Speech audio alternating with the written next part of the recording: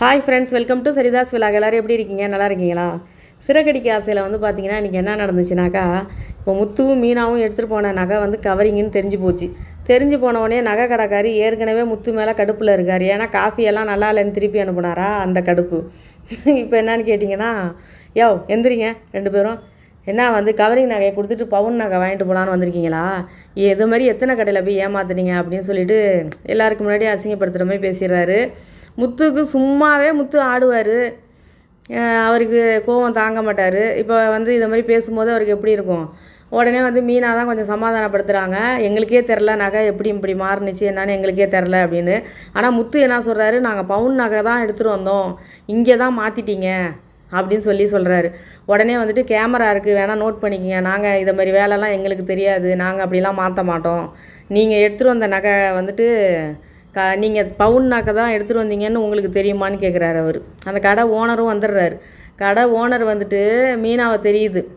அப்போ அவங்க மச்சான் கேட்குறாரு, இந்த பொண்ணை தெரியுமா அவங்களுக்கு அப்படின்னா, ஆமாம், நம்ம கடையில் பூ வைக்கிற பொண்ணு, அந்த பொண்ணு அவங்க நல்ல பொண்ணு தான், அவங்க ஏன் இதை மாதிரி செய்கிறாங்கன்னு தெரில, என்ன விஷயம்னு தெரில, ஏதோ ஒன்று தப்பு நடந்திருக்கு, அவங்களுக்கே தெரியல, இருக்கட்டும் பரவாயில்ல அப்படின்னா அவர் விடமாட்டுறாரு. அவங்க மச்சான் விடமாட்டுறாரு. இல்லை போலீஸுக்கு ஃபோன் பண்ணலாம் அப்படி இப்படின்னு. அதெல்லாம் ஒன்றும் வேணாம்ப்பா, அந்த பொண்ணு எனக்கு தெரிஞ்ச பொண்ணு தான், இது ஏதோ எங்கேயோ தவறு நடந்திருக்கு, அவங்க தெரியாமல் எடுத்துகிட்டு வந்திருக்காங்க அப்படின்னு சொல்லிட்டு, மீனா இது வேறு கடையாக இருந்தாக்கா இந்நேரம் போலீஸில் பிடிச்சி கொடுத்துருப்பாங்க. நாங்கள் ஒன்று எனக்கு நல்லா தெரியும், நீ அது மாதிரி பண்ணுற பொண்ணு கிடையாது, அதனால தான் நான் விட்றேம்மா, நீங்கள் போயிட்டு என்ன நடந்துச்சு ஏது நடந்துச்சுன்னு நீங்கள் விசாரிங்கன்னு சொல்லிட்டு அனுப்பி விட்டுறாரு. இப்போ முத்து என்னன்னாக்கா வெளியில் வந்தோடனே உடனே ஃபோன் எடுக்கிறாரு அவங்க அப்பாவுக்கு கால் பண்ணுறதுக்கு. உடனே மீனா சொல்கிறாங்க, இருங்க அவசரப்படாதீங்க, என்ன நடந்துச்சு ஏது நடந்துச்சுன்னு தெரியாமல் நம்ம உடனே நீங்கள் ஏன் ஃபோன் போடுறீங்க, இருங்க நம்ம வீட்டுக்கு தானே போகிறோம், வீட்டுக்கு போய் பார்த்துக்கலாங்கிறாங்க. அதுக்கப்புறம் நேராக என்னன்னாக்கா வண்டி ஓட்டிகிட்டு போகிறாரு. செம்ம டென்ஷனு, ஃபாஸ்ட்டாக போகிறாரு. இப்போ பார்த்திங்கன்னா உடனே என்னன்னாக்கா, நீ இறங்கி ஆட்டோ பிடிச்சி வீட்டுக்கு போயிடு, அதுக்கு முன்னாடி நான் இன்னொரு இடத்துக்கு போக வேண்டியிருக்கு அப்படிங்கிறாரு. இன்னொரு இடமா, எங்கே போகிறீங்க அப்படின்னு கேட்டோன்னா, மனோஜி கடைக்கு போகிறேன். எதுக்குன்னா, அவன் தான் இந்த வேலையை பார்த்துருப்பான், அவன் தான் தங்க நகையை மாற்றிட்டு கவரிங் வச்சுருப்பான், நான் அவனை போய் 4 போட்டோம்னாக்கா தெரிஞ்சு போயிடுவான், வாயிலேருந்து உண்மையை உளறிடுவான்னு. இதெல்லாம் ஒன்றும் தேவையில்லாது. இப்போ பாட்டிக்கு வேறு இப்போ பிறந்த நாள் வருது, பாட்டின்னு ஊருக்கு வராங்க இங்கே. இந்த சமயம் நீங்கள் இது மாதிரிலாம் பண்ணிகிட்டு இருந்தீங்கன்னா அவங்களுக்கும் நிம்மதி இருக்காது, மாமாவுக்கும் நிம்மதி இருக்காது. அதை ஃபஸ்ட்டு புரிஞ்சுக்குங்க. நம்ம பாட்டியோட பிறந்த நாள் முடிகிற வரைக்கும் 2 நாள் வெயிட் பண்ணுங்கள், அதுக்கப்புறம் நம்ம விசாரிக்கலாம், இது என்ன நடந்துச்சு எப்படி என்னன்னு மாமாகிட்ட சொல்லி நம்ம விசாரிக்க சொல்லலாம், அது வரைக்கும் பொறுமையாக இருங்கன்னு சொல்லிட்டு சத்தியம் வாங்கிக்கிறாங்க. அவர் கையை எடுத்து தலையில் வச்சு சத்தியம் பண்ணுங்கள், என் மேலே சத்தியம் பண்ணுங்கள், இந்த 2 நாளும் வாயை திறக்கக்கூடாது நீங்கள் இந்த நகை விஷயமா. பாட்டி நல்லபடியாக பிறந்த நாள்லாம் கொண்டாடிட்டு அவங்க ஊருக்கு போனதுக்கப்புறம் நீங்கள் இந்த விஷயத்தை பற்றி பேசலாம், அது வரைக்கும் யார் மனசையும் கஷ்டப்படுத்த வேணாம், இது நமக்குள்ளே இருக்கட்டும்னு சொல்கிறாங்க. முத்து ஃபஸ்ட்டு இல்லை என்னாலலாம் அப்படிலாம் இருக்க முடியாதுங்கிறாரு. அப்புறம் மறுபடியும் சரி ஓகே பரவாயில்ல, பாட்டிக்காக அவங்க அப்பாவுக்காக ஓகே சொல்லி சத்தியம் பண்ணிடுறாரு. இப்போ நேராக வீட்டுக்கு போகிறாங்க.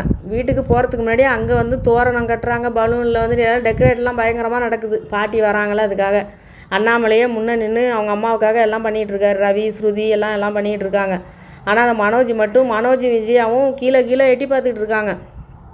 முத்துவும் மீனாவும் நகையை வாங்கிக்கிட்டு வேகமாக போனாங்களே, எங்கே போயிருப்பாங்க, நகை விஷயம் தெரிஞ்சிடுமோ தெரியலையேன்னு தெரில. விஜயாவுக்கும் மனோஜுக்கும் அதே சிந்தனை ஓடிக்கிட்டு இருக்கு. இப்போ இவங்க எல்லாம் எல்லா வேலையும் பார்த்துட்ருக்காங்க. இப்போ மனோஜை கூப்பிட்டு அண்ணாமலை சொல்கிறாரு, ரவி கூட நீனும் கொஞ்சம் ஹெல்ப் பண்ணுடா, அந்த போயிட்டு எல்லாம் டெக்கரேட்லாம் பாட்டி வாரத்துக்கட்டியும் பண்ணணும் அப்படின்னு சொல்கிறாரு. மனோஜ் சொல்கிறாரு, எனக்கு இதெல்லாம் தெரியாது, அதான் ரவி பண்ணுறான்ல, எனக்கு இதெல்லாம் இப்போ தெரியாது, எனக்கு செய்ய தெரியாது. உடனே அவர் கேட்குறாரு, உனக்கு என்ன தாண்டா தெரியும் இப்போ அப்படின்ட்டு. அப்புறம் ரோகிணியை கூப்பிட்டு செய்ய சொல்கிறாங்க. ரோகிணியும் ஏதோ பலூன்லாம் ஊற்றிக்கிட்டு ஏதோ தோரணம் கட்டிகிட்டு இருக்காங்க. இப்போ இவங்க வீட்டுக்கு போகிறாங்க. வீட்டுக்கு போன உடனே அங்கேருந்து விஜயா மீனாவை பார்த்த உடனே, நீ என்ன நினச்சிக்கிட்ட, எங்கடி ஊர் சுற்றுறதுக்கு போயிட்டு வர, வீட்டில் அவ்வளோ வேலை கிடக்கு அப்படின்னு சொல்லி ஆரம்பிக்கிறாங்க. உடனே முத்துக்கு அவர் ஏற்கனவே காண்டில் வந்திருக்காரு. ஏன் இப்போ என்ன, மீனா தான் எல்லா வேலையும் பார்க்கணுமா இங்கே அப்படிங்கிற மாதிரி அவர் ஆரம்பிக்கிறாரு. அப்புறம் மீனா தான் அப்புறம் கண்ட்ரோல் பண்ணுறாங்க. முத்துக்கு இப்போ வாயே துடிக்குது கேட்குறதுக்கு. மனோஜ் மூஞ்சி அப்படியே உத்து பார்க்குறாரு.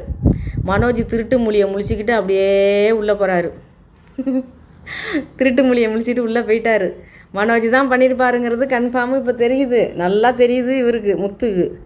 ஆனால் பாட்டி வந்து பிறந்த நாளுக்காக வராங்கல்ல, வந்துட்டு போனதுக்கப்புறம் வச்சுக்கலாம் கச்சேரியை அப்படின்ட்டு இருக்கார். இப்போ இதுக்கிடையில் வந்து பார்த்திங்கன்னா, இப்போ வந்து மனோஜ் பாத்ரூம்குள்ளே இருக்கார், ரூமுக்குள்ளே இருக்காங்க நம்ம ரோகிணி. அப்போ வந்து அவங்க அம்மா கால் பண்ணுறாங்க. கால் பண்ணவொன்னே எடுத்தவொடனே ஏம்மா இப்போ கால் பண்ணுற அப்படின்னு கேட்குறாங்க. கேட்கும்போது கிறிஸ்து பேசுகிறான். அம்மா அப்படிங்கிறான், நல்லா இருக்கியாம்மா? நான் நல்லா இருக்கேன் அப்படின்னு பேசுகிறேன். இந்த வாட்டி நான் இப்போ மேக்ஸில் வந்து நிறையா மார்க் எடுத்திருக்கேன், 92 மார்க் எடுத்திருக்கேன். இதுக்கு முன்னாடி எனக்கு ஸ்கூலுக்கு போகவே பிடிக்காது, படிக்கவும் பிடிக்காது. இப்போ வந்து அம்மாவா எனக்கு நீ தான் அம்மான்னு தெரிஞ்சதுக்கப்புறம் எனக்கு ரொம்ப சந்தோஷமாக இருக்குது. நல்லா படிக்கிறேன், ஸ்கூலுக்கு போகிறேன், சந்தோஷமாக இருக்கேன் அப்படின்னு கிறிஸ்து சொல்கிறான். நீ எப்போம்மா என்னை பார்க்குறதுக்கு வருவேன்னு கேட்குறான். ஓ வெரி குட், இப்படி தான் படிக்கணும் என் செல்லம்ல, நான் சொல்கிறத கேட்கணும், நீ நல்லபடியாக படிக்கணும், சீக்கிரமே உன்னை வந்து நான் பார்க்குறதுக்கு வரேன் அப்படின்னு சொல்லி ரோகிணி பேசிகிட்டு இருக்காங்க. பேசிகிட்டு இருக்கும்போதே டக்குன்னு என்னன்னாக்கா, மனோஜ் ரூம் வந்து பாத்ரூம் கதவை திறந்துட்டு வெளியில் வரதை பார்த்தோன்னே டக்குன்னு கட் பண்ணிடுறாங்க. மனோஜ் அரைகுறையாக காதில் வாங்கியிருக்காரு. அங்கேருந்து வந்துட்டு யார்கிட்ட பேசிக்கிட்டு இருந்தப்ப, யார்கிட்ட பேசுகிறேன்னு என் ஃப்ரெண்டு செல்லம் அப்படி இப்படிலாம் பேசிகிட்டு இருந்தேன். செல்லம்னு என் ஃப்ரெண்டு பேர் செல்லம்மா, அதனால் நாங்கள் எப்போதுமே அவளை செல்லம் செல்லன்னு தான் கூப்பிடுவோம், அதனால் அப்படி பேசிகிட்டு இருந்தேன் அப்படி சொல்லி அப்படியே சமாளிச்சிடுறாங்க. மனோஜிக்கு வந்து அப்படியே ஐஸ் வைக்கிற மாதிரி பேசுகிறாங்க மனோஜிக்கிட்ட. அப்படியே மாறிடுறாரு மனோஜ் கேட்குறாரு ரோகிணிகிட்ட, முத்து உங்ககிட்ட ஏதாவது கேட்டானா அப்படின்னு. அவர் என்கிட்ட என்ன கேட்க போகிறாரு, ஒன்றும் கேட்கலையே அப்படின்னோடனே, நீ எதுக்கு திருன்னு முழிச்சிக்கிட்டு இருக்க, முத்துவையே நீ விசாரிச்சுக்கிட்டே இருக்க என்னத்துக்கு அப்படின்னு இவங்க கேட்குறாங்க. அதெல்லாம் ஒன்றும் இல்லை, தான் முத்து என்னை பார்த்துக்கிட்டே இருந்தான், ஒன்று ஏதாவது கேட்டானான்னு. என்ன அவர் என்ன கேட்க போகிறாரு, அதெல்லாம் ஒன்றும் இல்லையே. இந்த பக்கம் ஸ்ருதி வந்து பாட்டிக்கு வந்து ஃபோன் ஆர்டர் பண்ணுறாங்க. இவர் ரவி சொல்கிறாரு, பாட்டிக்கு வந்து ஸ்மார்ட் ஃபோன்லாம் யூஸ் பண்ண தெரியாது, அவங்க அதை மாதிரிலாம் யூஸ் பண்ண பழக்கம் கிடையாது, அதெல்லாம் கிடையாது, நான் அவங்களுக்கு கற்றுக் கொடுக்குறேன். ஊருக்கு போனப்போ நான் பார்த்தேன், அவங்க சீரியல் நிறையா பார்க்குறாங்க, நான் அந்த செல்லை வாங்கிட்டு அவங்களுக்கு வந்துட்டு இந்த ஃபோனில் எப்படி அவங்களுக்கு எல்லாம் சொல்லி கொடுத்தோம்னாக்கா அவங்க ஃபோன்லேயே எல்லாமே பார்க்க ஆரம்பிச்சிருவாங்க. அப்புறமே பாரு, ஃபோனை அவங்க கற்றுக்கிட்டதுக்கப்புறம் பாட்டி ரொம்ப புத்திசாலியான பாட்டி, கண்டிப்பாக ஃபோனை அவங்க கற்றுக்கிட்டு இதில் ரீல்ஸ் போடுற அளவுக்கு பாட்டி முன்னேறிடுவாங்க பாரு அப்படின்னு சொன்னோன்னா, சரி ஓகே உன்னோட இஷ்டம், நீ வாங்கி கொடு அப்படிங்கிற மாதிரி ரவி சொல்லிடுறாரு. ஸ்ருதி இப்போ ஃபோனை ஆர்டர் போட்டுடுறாங்க. நீ என்ன செய்ய போகிற பாட்டிக்குன்னு சொன்னோன்னா, ரவி சொல்கிறாரு, நான் வந்துட்டு பாட்டிக்கு சுகர்லாம் இருக்குல்ல, அதனால் வந்துட்டு வயசானவங்கெல்லாம் வந்துட்டு இந்த பர்த்டே கேக்கெல்லாம் சாப்பிட முடியாமல் கஷ்டப்படுறாங்கல்ல, அதனால் நான் புதுசாக ஒன்று ட்ரை பண்ணி பாட்டிக்காக புதுசாக ஒரு ஸ்பெஷல் கேக்கு ஒன்று நானாகவே தயார் பண்ண போகிறேன் அப்படிங்கிறாரு. ஓ சூப்பர், அதுமாரி நீ செய் அப்படிங்கிறாங்க. இந்த பக்கம் என்னன்னாக்கா, மனோஜிக்கிட்ட வந்து ரோகிணி கேட்குறாங்க, பாட்டிக்கு ஏதாவது கிஃப்ட்டு வாங்கி கொடுக்கணும்ல, நம்ம போய்ட்டு ஏதாவது ரிங்கு மாதிரி ஏதாவது வாங்கிட்டு வந்துடலாமான்னு கேட்குறாங்க. உடனே அவர் சொல்கிறாரு, மனோஜி பாட்டி வந்து முத்துக்கு தான் நிறையா பண்ணியிருக்காங்க, எனக்கு இது வரைக்கும் எதுவுமே பண்ணது கிடையாது, அதனால் ரிங்கெல்லாம் ஒன்றும் தேவை கிடையாது, சும்மா ஒரு புடவை மட்டும் வாங்கிட்டு வரலாம் போய் அப்படிங்கிறாரு. இந்த பக்கம் முத்துவும் மீனாவும் பாவம், நகையை கொண்டு போய் விற்கவும் முடியல, மனசில் மன உளைச்சலோடு நிற்கிறாங்க. ஒன்றும் பாட்டிக்கு எதுவும் வாங்கவும் அவங்கள்ட்ட காசும் இல்லை. பாவமாக இருக்குது. முத்துவும் மீனாவும் அவங்க மனசுக்குள்ளே இவ்வளோ பிரச்சனையை வச்சுட்டு நிற்கிறாங்க. இதோட முடிச்சிருக்காங்க. இப்போ வந்து பார்த்திங்கன்னா, பாட்டி ஊர்லேருந்து வராங்க. வந்த உடனே வந்து பாட்டி சொல்கிறாங்க, எல்லோரும் என் பேரனுங்கெல்லாம் எனக்கு கிஃப்ட்டு எல்லாம் வாங்கி வச்சுருப்பானுங்க அப்படின்னு பேசிகிட்டு இருக்காங்க. அப்போ வந்து பாட்டி சொல்கிறாங்க, நான் உங்கள் எல்லாருக்கும் ஒன்று கொடுக்க போகிறேன் அப்படின்னு சொன்னோன்னே, என்ன ஆகுதுன்னா, யார் எனக்கு வந்து மனசுக்கு பிடிச்ச மாதிரி கிஃப்ட்டு வாங்கி கொடுக்குறீங்களோ அவங்களுக்கு நான் ஒரு பரிசு கொடுக்க போகிறேன்னு சொல்லி பாட்டி சொல்லிக்கிட்டு இருக்காங்க. இப்போ முத்துவும் மீனாவும் எதுவுமே வாங்கி வைக்கலை இது வரைக்கும். முத்து ஆசைப்பட்டார், பாட்டி தான் என்னை வளர்த்தாங்க, பாட்டிக்கு நான் ஏதாவது வாங்கி கொடுக்கணும்னு சொல்லிட்டு தான் அவர் செயின் புடவை எல்லாம் வாங்கணும்னு போனாங்க, வாங்க முடியல.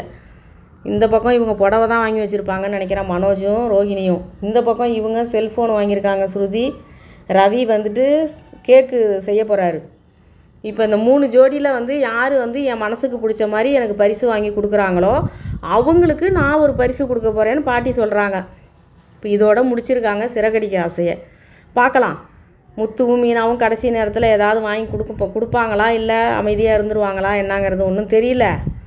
பாட்டி ஊருக்கு போனதுக்கப்புறம் மனோஜுக்கும் விஜயாவுக்கும் கச்சேரி இருக்குது, நல்ல சூப்பர் கச்சேரி இருக்குது.